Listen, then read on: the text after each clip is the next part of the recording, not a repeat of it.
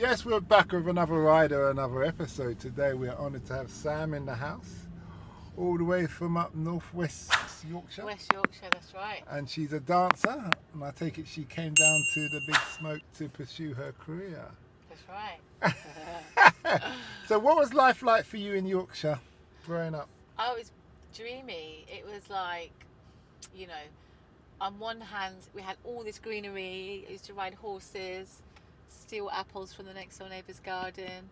You know, it was very like green living and outdoorsy, rivers and estuaries, and we used to just play out when we were kids, and you used to leave the house in the morning and not come back until the sun went down, and when the street lights came on, that was your cue, it was time to go home.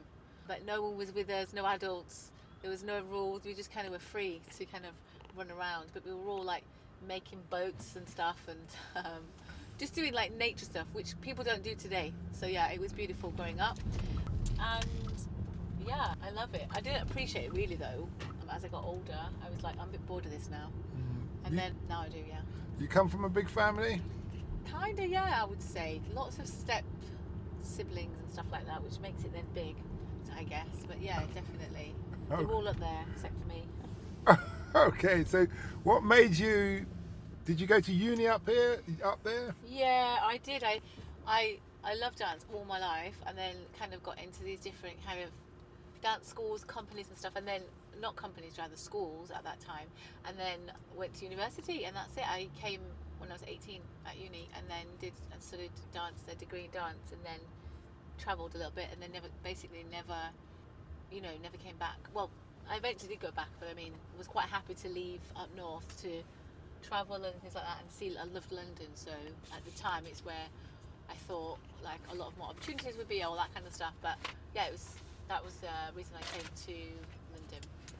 Okay. Initially, yeah. So you was at uni up north? No, at uni here in London. Okay. So what was your first impressions when you first came down to London then? Oh, loved it. I mean, before I came to uni officially to live here, I came a few times and stuff. I loved it. I absolutely loved it. It was just the city life, because I grew up like a country bumpkin, if you like, and you know, when you're a young person, teenager, and you know, you get bored of looking at sheep and cows, and I used to think, what's over that hill? You know what I mean? I was never really appreciating the hills. I was like, well, what's beyond the hill? What's over there? Mm-hmm. And of course, you know, years later, I found out. You know, but I was always really hungry and curious to just want a different life and want to see more and do more. And I guess because of the industry that I was heading into, it was all about that, and there was nothing really going on where I was within that kind of line of work. So was it a village you were from? Yeah, kind of like a small village, definitely. And how was that growing up? Because I take it in that era, it probably wasn't too cosmopolitan. No, there was not. It was kind of like strange, really, because where I kind of grew up, there was a lot of, it was, I would say, mainly a white and Asian community. Oh, Asian, and, okay. yeah, so a lot of my friends were, you know, from India or Pakistan or whatever, and me being mixed race myself, and there's a very small black community, and so it's quite culturally different from when I, you know, came to London, and then just saw that there was just much more diversity and much more kind of, you know, things going on that way. But also, I think growing up north, there was a limited access to certain things, like unless you went to like Manchester and Leeds, there was more things going on, like theatre performances, or you know, galleries, and you know, the arts kind of stuff. There was limited stuff where I was, basically. So because I was into that, that's what kind of made me spread my wings out, if you like. What attracted you to dance? I've always done it all my life. I cannot tell you, it's something in me, it's in the spirit. I believe God put it there. It's a spiritual thing, it's just in me. From as long as I remember, I've just loved, I've had a lot of energy, I've always been quite fit, I've always been like full of just, even when I talk or even when I'm animated, just having a normal conversation or whatever, you know, I'm just quite full of energy. And I think the music is obviously quite key, but it's just moving, just makes me feel free, really. And I think growing up, it was an escapism, it was a way to explore, be creative, and just do things. I just like to think outside the box. I'm just like kind of that way, I don't know, I'm not very straightforward, so I like the idea of being creative and connecting that movement, the physicality, with the creativity and having a curious mind, like the world's your oyster. Do you know what I mean? And then throw that into like travel and doing nice stuff and going to amazing places. It became even more of a interest to me. Okay, that's good. So you're a dance teacher. Yeah. Did you used to work in dance yourself Yeah. at the start? Yeah. What kind of music was it? All different types of music. I worked as a professional dancer for many years, doing a whole array of theatre, TV, music videos, cruise ships, various capacities. And with those areas, I guess you get different types of music that would come into those different type of venues and, you know, kind of productions, if you like. So a real vast array, honestly. Like, there's not probably not so much classical. I didn't really do much ballet, but anything really more commercial focused. So any music. But of course, I lived abroad for a few years. So How was life living abroad? yeah, it's beautiful, dreamy, beautiful. Is that when you was on the cruise ships? Kinda, yeah. And lived in Greece for about 5 years. Travelled a cruise ship around Europe, different countries in Europe. Went to America for a short while. And we went to really interesting, cool places like Tel Aviv, for example. Like you see on TV, they look like maybe, you know, war-torn type of places, but they're actually beautiful. Like, you know, seas and beaches and food and people and all of that. There's a real buzz going on in certain countries that you never see. You just see on TV, looking at a certain negative side of it, if you know what I mean. So travel is something that I've always loved. So it's nice to connect to both. Okay, that's good. What has been the thing about the dance industry that you wish that you know now that you wish you knew when you had started? I think two things. I don't know. You know what? I think just in terms of learning curves, I think I've learned along the way to realise that dance is for life.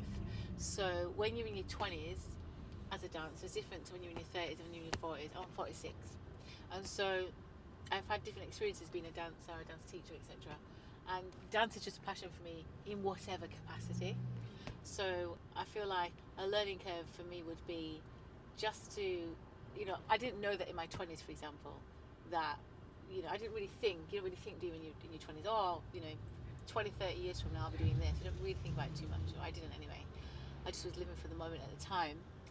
But in hindsight, now that I do know I was dancing all of that time and I have been all of these years, just to keep up your technique a bit more, for example, you know, because I think you're so focused on getting a job and getting out there and travel, but dance being a passion is the technical thing, and you have to make sure you maintain your own practice.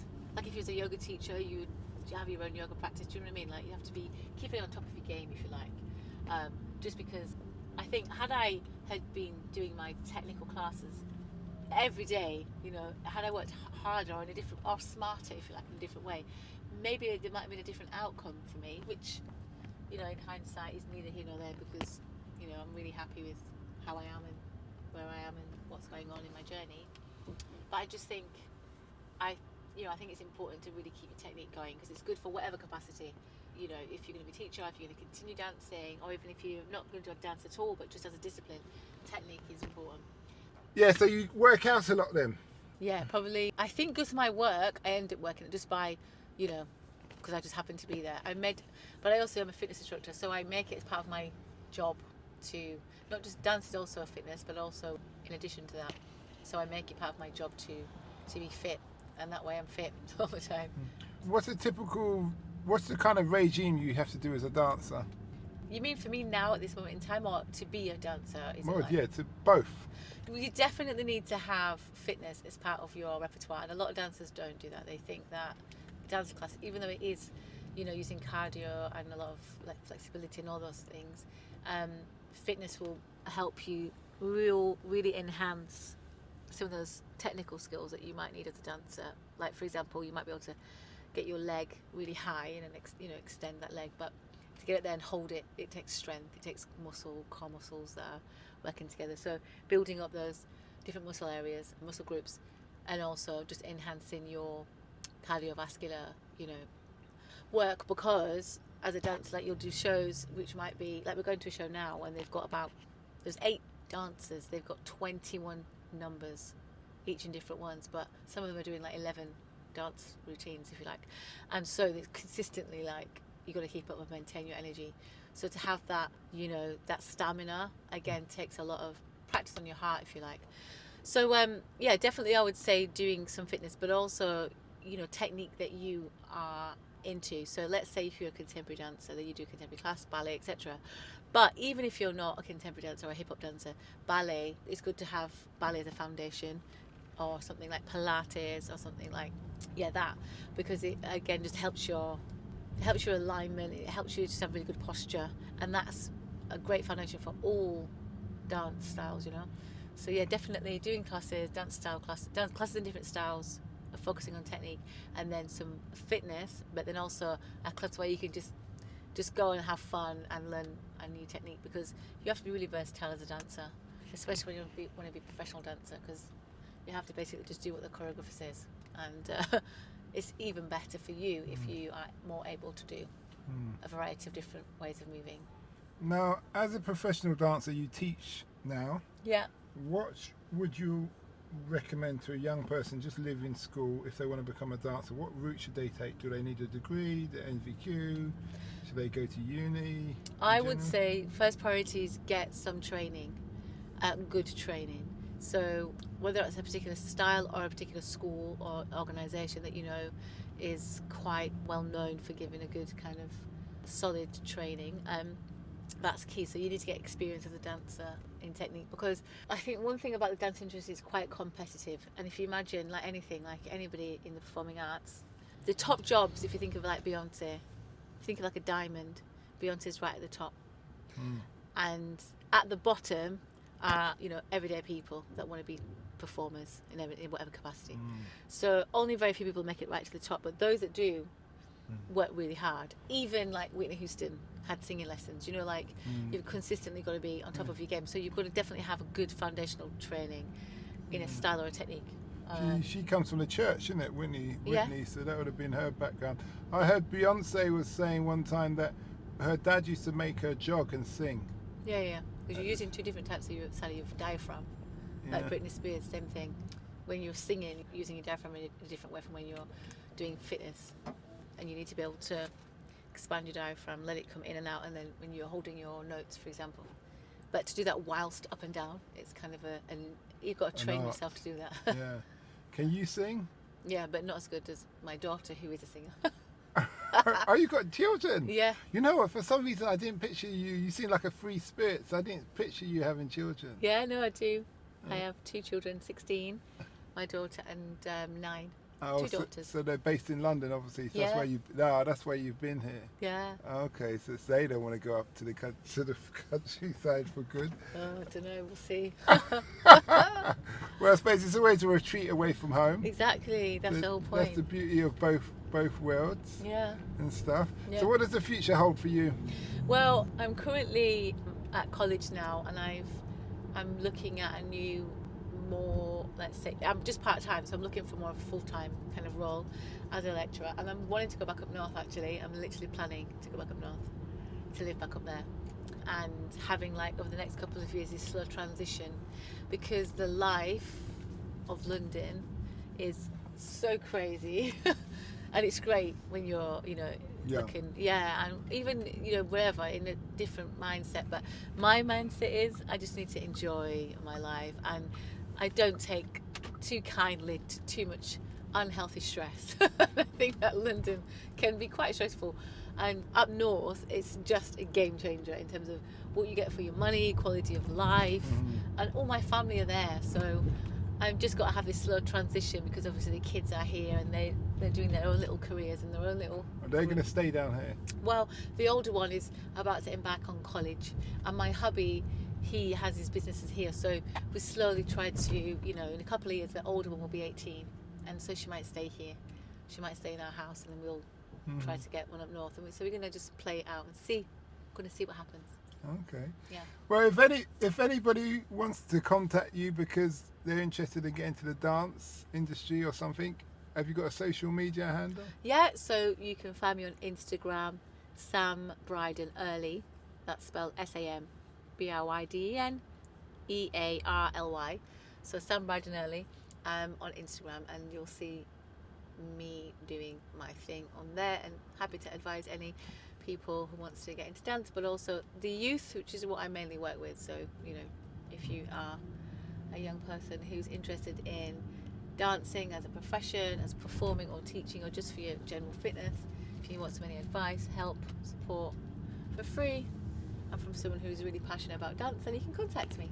Okay. Well, thanks a lot for that, and we wish you well. Thank you very much. We hope that episode enhanced your life.